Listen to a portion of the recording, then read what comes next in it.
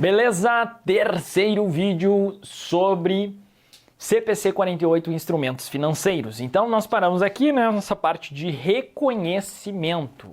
Então a entidade vai reconhecer um ativo financeiro ou um passivo financeiro e seu balanço patrimonial. Sim, é um ativo. Um passivo é onde? Balanço patrimonial. Quando e apenas quando a entidade se tornar parte das disposições contratuais do instrumento. Bem tranquilo, né? É só rebuscado, mas é meio óbvio isso. Né? Se não tem um contrato, afinal, nós vimos lá no início, né? Que o instrumento financeiro está relacionado, né? A gente viu na definição de instrumento financeiro. Instrumento financeiro é qualquer contrato que origine ativo ou passivo financeiro, ou título patrimonial para outra entidade, não é mesmo? Então a entidade vai reconhecer o ativo ou passivo quando e apenas quando se tornar parte das disposições contratuais. Então tem que ter um contrato na jogada aí, tá? Beleza? Então sem maiores problemas aqui, né? Só de uma maneira rebuscada aí que fala o CPC 48. Então reconhecimento e desreconhecimento, né? Quando que você vai baixar, né, da contabilidade? A entidade deve desreconhecer, baixar o ativo financeiro quando e apenas quando os direitos contratuais aos fluxos de caixa do ativo financeiro expirarem. Então, quando os direitos expirarem, é meio óbvio, né? Também. Ou transferir o ativo financeiro, a transferência qualificar para desreconhecimento. Então, bem tranquilo aqui também.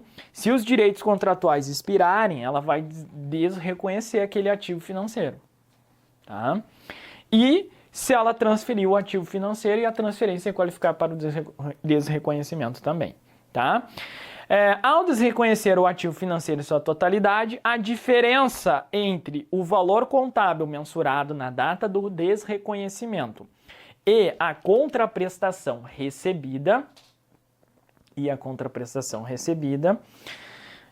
incluindo qualquer novo ativo obtido menos qualquer novo passivo assumido, deve ser reconhecido no resultado. Cara, isso aí é o padrão da contabilidade, não é só para os ativos financeiros. Né? Então, quando você vai vender lá um imobilizado, né?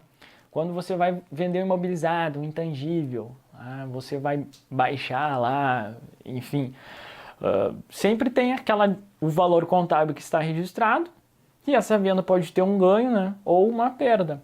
E esse ganho ou perda vai para onde? Vai para o resultado. Então aqui não tem muita novidade. Né? O valor contábil mensurado na data do desreconhecimento. Então a diferença, né, entre esse valor contábil e a contraprestação recebida, incluindo qualquer novo ativo obtido menos qualquer novo passivo assumido, deve ser reconhecido no resultado. Então essa contraprestação recebida, ela pode ser maior ou menor do que o item A aqui.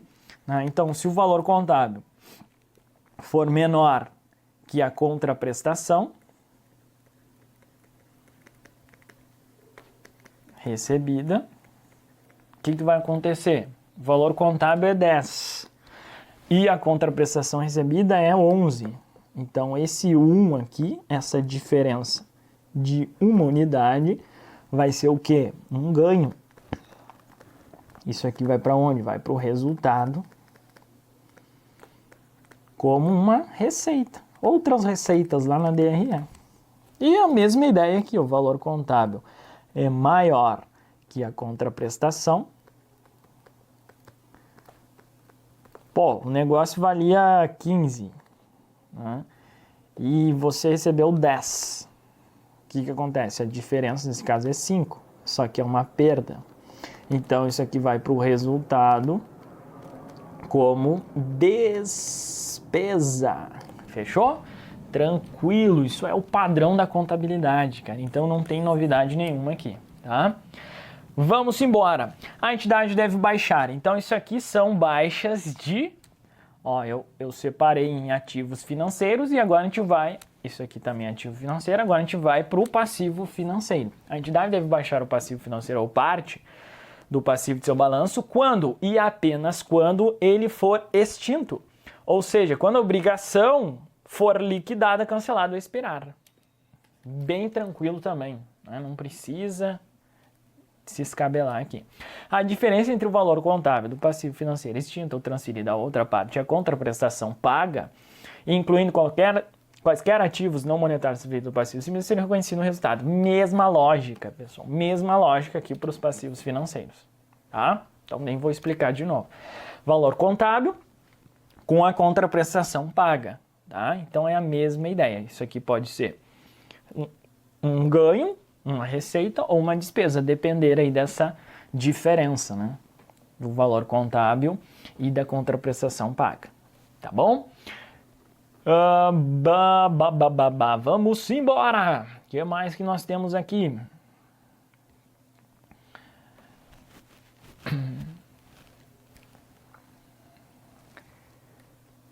Mensuração, aspectos de mensuração. Lembrando lá que a mensuração nos responde o quê? A seguinte pergunta: por quanto registrar? E aí é sempre interessante vocês saberem que nós temos a mensuração no reconhecimento inicial, que a gente pode chamar aqui de mensuração inicial, e o momento 2 é a mensuração subsequente, tá? Isso é importante aqui para a gente alinhar, né, o nosso conhecimento básico para entender o que vai rolar aqui, tá? Vamos lá. Então, na mensuração inicial, momento 1 aí, a entidade deve mensurá-lo pelo seu valor justo. Então, a entidade vai mensurar pelo valor justo, mais ou menos, no caso de ativo financeiro ou passivo financeiro que não seja o valor justo por meio do resultado, os custos de transação que sejam diretamente atribuíveis à aquisição ou emissão do ativo financeiro ou passivo financeiro, tá? Então é isso que fala lá o CPC 48, tá? Então, quando um ativo ou um passivo financeiro é inicialmente reconhecido, né, que é o momento 1 aqui, tranquilo, a entidade deve mensurá-lo pelo seu valor justo, mais ou menos, no caso de ativo financeiro, ou passivo financeiro que não seja valor justo por meio do resultado, os custos de transação que sejam diretamente atribuíveis à aquisição e emissão de ativo financeiro ou passivo financeiro. Então veja que ele coloca aqui uma exceçãozinha, né? A entidade é mensurada pelo seu valor justo, mais ou menos, no caso do ativo financeiro ou passivo financeiro que não seja o valor justo por meio do resultado. Os custos de transação. Então os custos de transação, eles se aplicam com exceção, né, do valor justo por meio do resultado, né? É isso que a gente extrai dessa passagem do CPC 48. Tá? Então, você mensura o valor justo e deduz aí os custos de transação diretamente atribuíveis, né? No caso lá do valor justo por meio do resultado, não entra essa parada aí dos custos de transação. Cara, pra que tanto detalhe, né? Velho do céu. Mas vamos lá. Mensuração subsequente. Ele fala lá também que esse valor justo, a melhor evidência desse valor justo é o preço da transação, tá? Preço da transação. Melhor evidência é o preço da transação, tá? Valor justo da contraprestação dada ou recebida, de maneira geral, tá?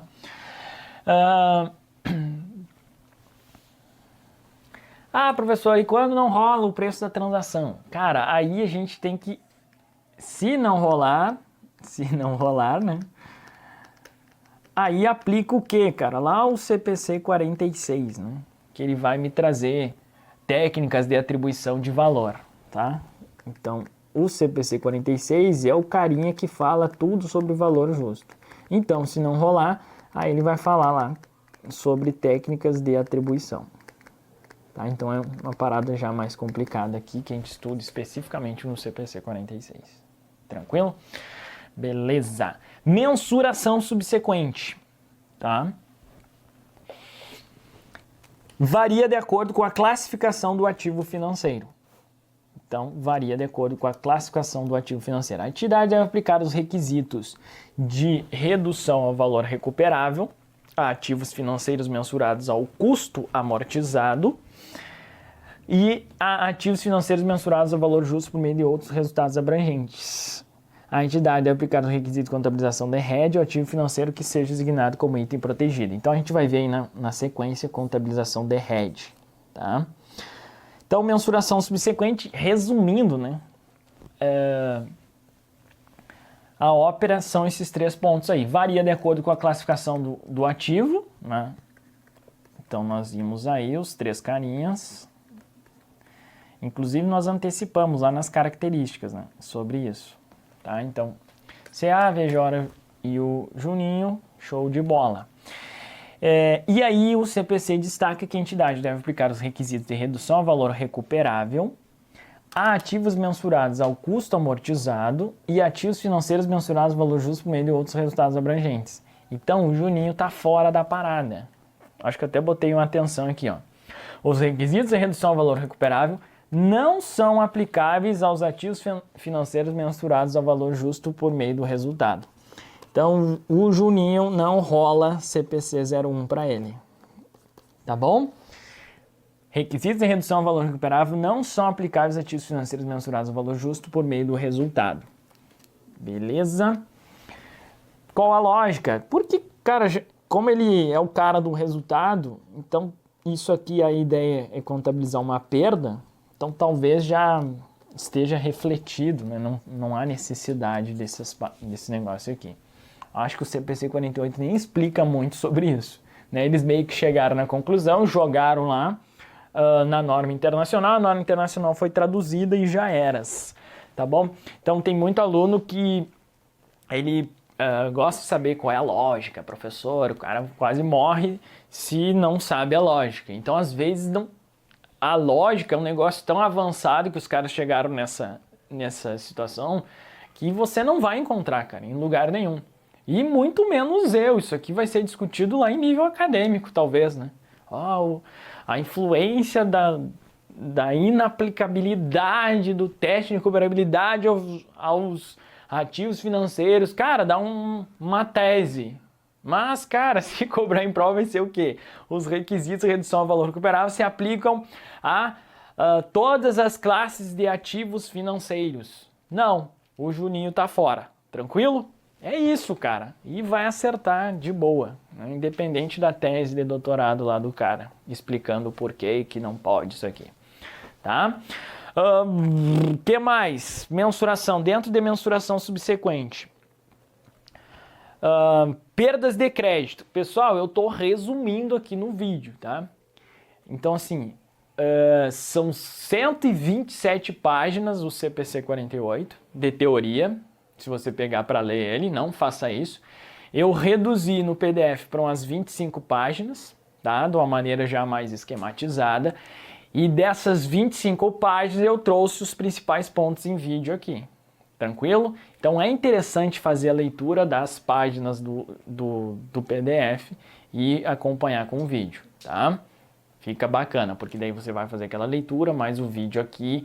Então alguma coisa que eu não fique suficientemente clara no vídeo, lá na leitura vai dar uma esclarecida. E claro, depois que a gente resolver as questões, aí toda angústia vai para o espaço. E daí vocês vão ver, cara, que não é tão complicado assim, tá? Vamos lá. Perdas de crédito.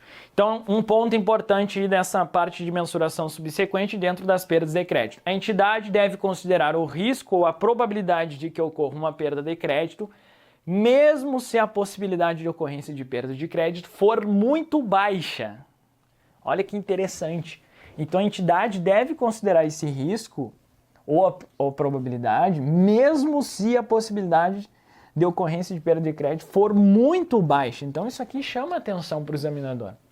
Ele vai falar que se for muito baixa, não há que se falar, né, em perdas de crédito. Então, olha, mesmo se for muito baixa. Por isso que eu gosto de destacar aqui com vocês no vídeo também essa passagenzinha aí. Tranquilo? O que mais, galera, que nós temos aqui de pontos importantes? Então, resumindo essa parte aqui, né, de ganhos e perdas lá que o CPC fala nessa parte de mensuração subsequente. Então, ativo financeiro ou passivo financeiro mensurado ao valor justo deve ser reconhecido no resultado. Então, ativo financeiro ou passivo financeiro mensurado ao valor justo vai ser reconhecido no resultado. Tá? Ativo financeiro ou passivo financeiro mensurado ao custo amortizado, reconhecido no resultado. Ativo financeiro mensurado ao valor justo por meio de outros resultados abrangentes, então deve ser reconhecido como outros resultados abrangentes. Então nós temos o seguinte, para você se ligar, né, o que nós estamos falando aqui.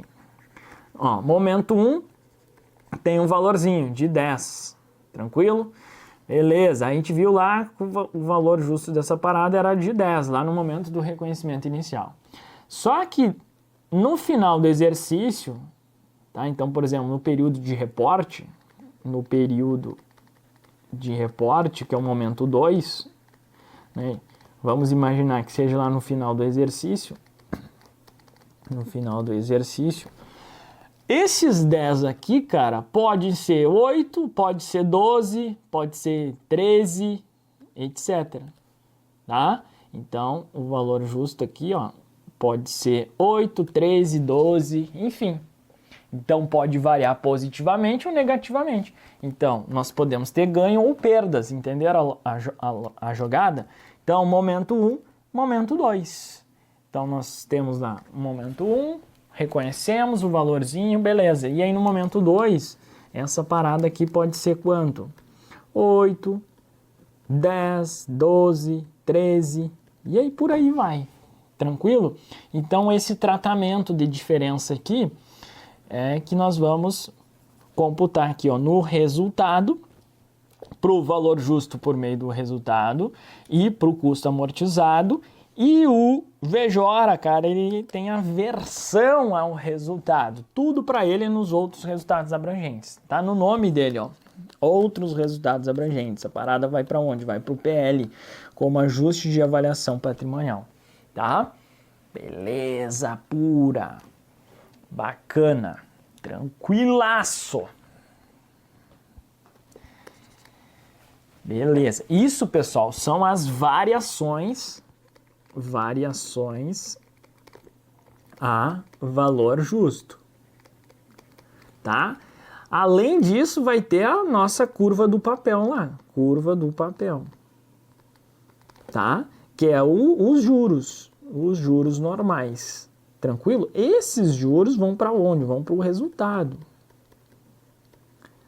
tá? Aí independe de qual a classificação aqui, tá? Tô falando das variações a valor justo aqui, essa situaçãozinha aqui. Então, nós vamos ter as variações a valor justo e, além disso, a curva do papel aqui, são os juros, né? Fluxos de recebimento, tá?